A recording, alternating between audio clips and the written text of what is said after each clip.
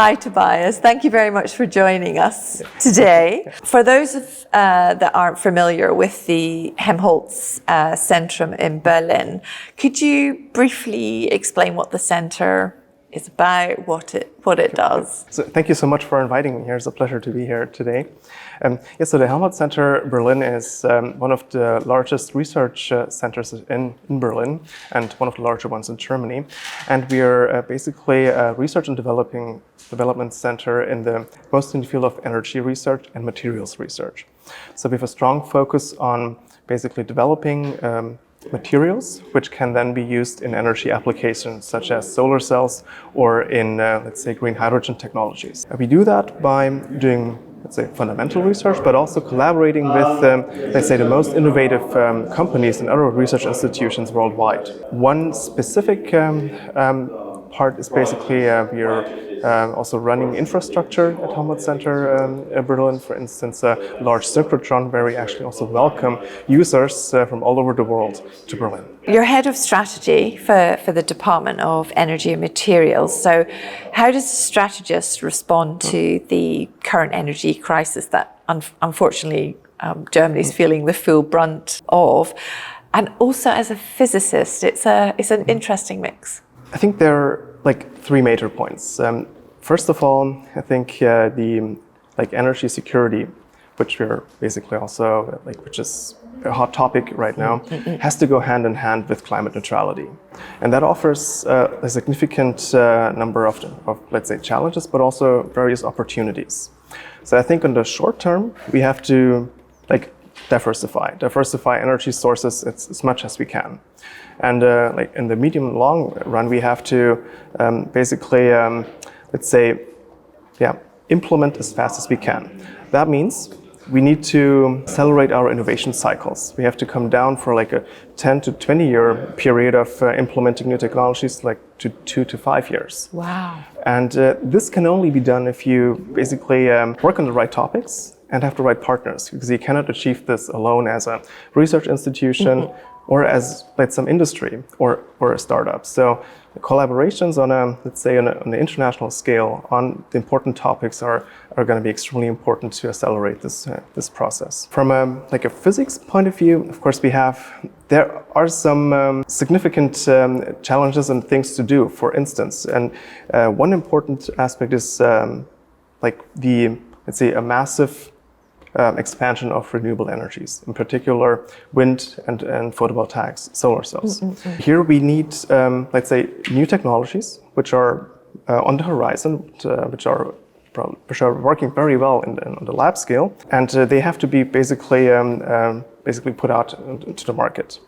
This requires efficient and great collaborations with industry partners.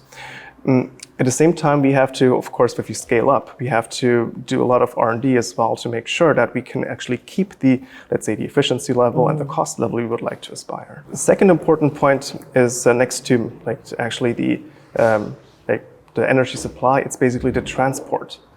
And here, I think we have to work on green hydrogen technologies. It's estimated that in 2050, 1/5 of the energy supply will be based on hydrogen or its, derivatives and synthetic fuels.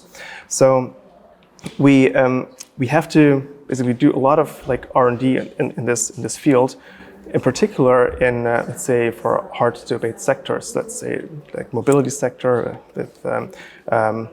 for instance, in the aviation sector. Here, we have to basically make the processes more efficient, faster, and also scale them up as quickly as we can. Obviously, you've talked about kind of two technology areas, hydrogen and solar. What other sort of promising technologies, materials are you working on that could help us with achieving the energy transition that we're all looking for? I think in the field of photovoltaics, we are basically on the verge of making a huge jump. So right now, the solar business is dominated by the silicon industry with classic silicon wafer solar cells. They reach their natural efficiency limit. However, and by that you cannot cut costs anymore because you need to gather two modules and frames and install them. So the only way by reducing the cost is increasing the efficiency. And here we are working on materials called perovskites, which are easily manufacturable, basically by, let's say, easy chemical process. And combining this with this perovskite with silicon solar cells is extremely promising. We have reached efficiencies of about 30% efficiency. My goodness. And this is going to be a game changer in the field. And we are basically right now in a way to find these collaborations with the industry partners to make that jump. In the field of, let's say, green hydrogen, we have to, it's all about the efficiency of the processes. So I can give you an example. We are working on synthetic aviation fuels. For instance, this is a process where we have green hydrogen and CO2, which is both of them are sustainable, and we have to combine them to produce in a chemical process to produce a synthetic aviation fuel. Here, the efficiencies are currently rather moderate to low, and developing new processes that don't require a lot of energy or are way more efficient here is also another key topic and target in this entire process. And therefore you also need more materials, different materials. You need materials you can tailor in a certain way so you can increase this efficient process. Now, one of the kind of technology tools that seems very central to the work that you're doing is an X-ray source called Bessie-2, which is just the best name ever.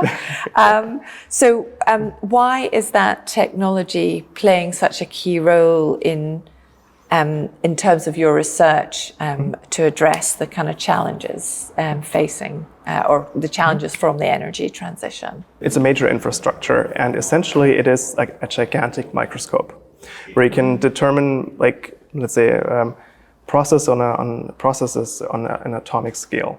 We are using this gigantic microscope to actually look at the processes, chemical processes in in energy applications. One essential thing that is not possible with other facilities is basically the measuring the processes during operation. So while a solar cell is active, while you're converting CO2 and hydrogen to some fuel, and this it's called operando. So during the operation process, this gives us the opportunity to actually determine what the real conditions are actually like and where the bottlenecks are during the process.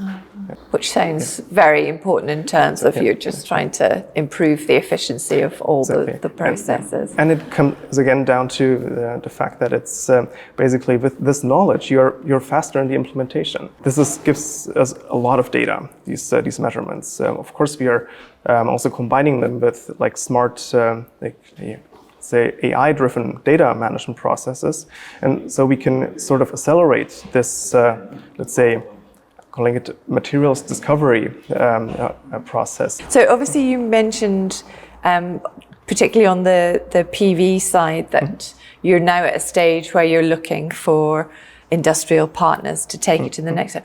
Are kind of any of the technologies that you're working on, are they actually starting to be implemented in Berlin at the moment? Of course. So we're already collaborating with a lot of industrial partners on that, and we've done this for many, many years. I just wanted to highlight the specific point that right now we are basically on a verge. We can do another jump. So we are let's say we're collaborating, but we're also creating spin-off companies who are active in this particular field. The importance of the situation right now is basically the urgency that is basically just everywhere in a way, and combined with the need that like a scale up to a moderate capacity is not good enough. You have to go all the way to terabyte level in a way. And this can only be done in a bigger scale. Yes. Gosh, that's quite a challenge there, and I can imagine. Obviously, you've talked a lot about the importance of collaboration and why that's needed to help us accelerate the whole process. What is the challenge when you're looking for collaborations, and can you think of kind of how that needs to be maybe streamlined, or what tools could be used to kind of reach the potential collaborators that are out there? It's actually quite easy to find collaborators. We've been doing this for many years and in various fields. However, what the biggest challenges right now at that stage is the scale of things. So we have to go to, let's say, to an implementation level where we need mass production. And here we need, let's say, a complementary approach between like skills in the research and the industry, also in the startup scene. And this is ideally framed with a policy framework that allows, or that gives us incentives to drive such a process. Tobias, your passion for your research and all the work you do is infectious. It's fantastic to see. So what is behind that passion? What drives that passion in you? It's quite easy to answer. I think it's my passion comes from basically the need to do something that matters. And it doesn't matter in which business you're, if you do research or if you're in the let's say in the energy field or some other sector. It is basically the passion to do something meaningful that actually essentially has a great impact on the world. The energy field, this is sort of extremely obvious these days. I've been in the renewable energy field for many years now, and in different positions and it's let's say the urgency is increasing, and to that extent, this actually sort of justifies what I'm standing for. Absolutely. All that sort of work that you've done over the years, it does sort of feel that where we are, we're kind of on this sort of tipping point, as you've talked about the urgency. It's we now need action. We need things implemented. So it's exciting. It's challenging times, but exciting times. We're sitting here in Berlin, and I'm just interested to kind of hear your sort of thoughts or perspectives on, what do you think other cities could learn from Berlin in terms of their approach to the energy transition? Two things that are unique in Berlin. First of all, Berlin has a great science ecosystem, in particular, and also in the energy field, with like various universities, research institutions, and a collaborative approach here in terms of how specific, let's say, topics are being handled is certainly is an ideal setting. The second point is Berlin has a great startup scene.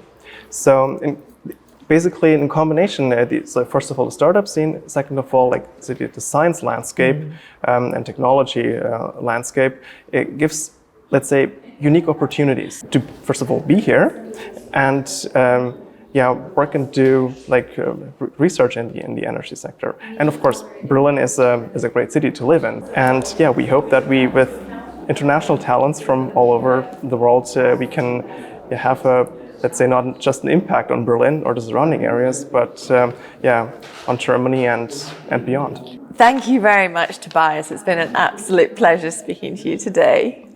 Thank you for having me today. It was my pleasure. Thanks.